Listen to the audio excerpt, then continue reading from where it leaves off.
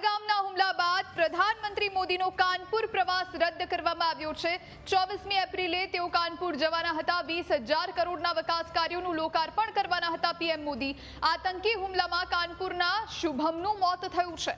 લોકોની લાગણીઓને ધ્યાને રાખી પ્રધાનમંત્રીએ પોતાનો કાર્યક્રમ રદ કર્યો છે। શુભમના મોતને કારણે પ્રધાનમંત્રી મોદીએ કાનપુરનો પ્રવાસ રદ કર્યો છે। તો આતંકી હુમલામાં કાનપુરના શુભમનું મોત થયું છે। શુભમ પોતાની પત્ની સાથે હનીમૂન પર ગયા હતા અને એ જ વખતે આતંકીઓએ ગોળી મારતા તેમનું મોત થયું છે। આપણી સાથે સંવાદદાતા માફ કરશો અમારા આઉટપુટ એડિટર જીગર જોડાયા છે। જીગર, પ્રધાનમંત્રી મોદીએ પોતાનો કાનપુર પ્રવાસ રદ કર્યો છે 24મી એપ્રિલનો, શું જાણકારી વધુ?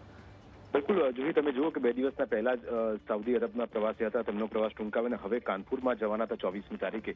એ પ્રવાસ પ્રધાનમંત્રી નરેન્દ્ર મોદીએ રદ કર્યો છે। સાથે હવે અપડેટ એ પણ મળી રહ્યું છે કે સાંજે ખૂબ મહત્વપૂર્ણ બેઠક મળવાની છે અને એની અંદર આ તમામ મુદ્દાઓને સાંકળી લેવામાં આવશે। અમિત શાહ કાશ્મીરથી રવાના થયા છે અને દિલ્હી આવીને એ આખો રિપોર્ટ રજૂ કરશે। ત્યારબાદ જે બેઠક છે સીસીએસની એની અંદર પણ આ જ મહત્વપૂર્ણ જે મુદ્દાઓ છે તેને ટાંકવામાં આવશે।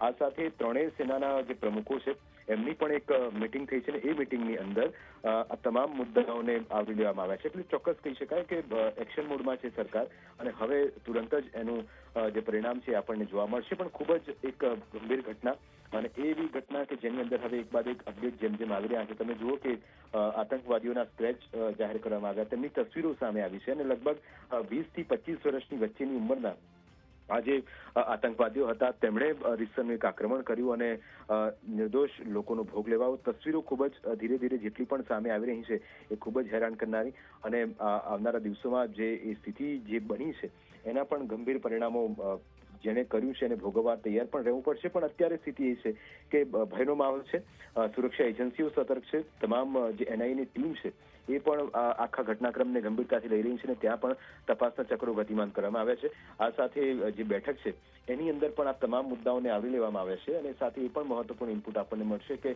કેવી રીતે હવે આગામી એક્શન સરકાર અને સેનાનું હશે એ દિશામાં પણ તપાસ થઈ રહી છે। કારણ કે પાકિસ્તાનનું કનેક્શન સીધે સીધું હોવાની અત્યારે પ્રાથમિક માહિતી છે।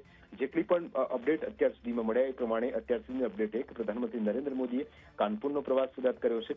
મોડી રાત્રે તે આવ્યા અને સાથે એ પણ અહીંયા સમજવા જેવું છે જોઈએ કે જે રીતે સ્થિતિ અત્યારે બની છે એ સંદર્ભમાં તપાસ થઈ રહી છે કે આખરે કયું સંગઠન હતું અથવા તો જે આતંકવાદીઓ આવ્યા હતા એમણે લોકલ લોકો સાથે સંપર્ક કરીને આખા ઓપરેશનને પાર પાડ્યું એ દિશામાં પણ તપાસ થઈ રહી છે। જેટલા પણ સ્વજનો જેમણે ગુમાવ્યા છે એમના પરિવારજનોના રિએક્શન આવી રહ્યા છે અને તે પણ કહી રહ્યા છે કે અમારી સાથે છેલ્લે જ્યારે વાતચીત થઈ ત્યારે તમામ લોકો ખુશી ખુશી એ વિસ્તારમાં ફરતા હતા પણ અચાનક એક એટેક થાય છે અને એની અંદર આ નિર્દોષ લોકોનો ભોગ લેવાય છે। એટલે કે અપડેટ સતત જોઈ મળતું રહેશે। ત્રણેય સેનાના વડાઓ સાથે પણ અત્યારે એક મિટિંગ ચાલી રહી છે।